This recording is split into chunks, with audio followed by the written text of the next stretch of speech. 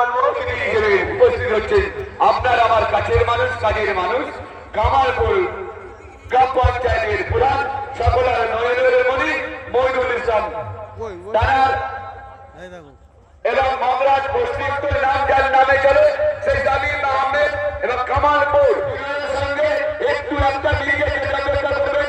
মইনুল সাহেব তিনি আসছেন।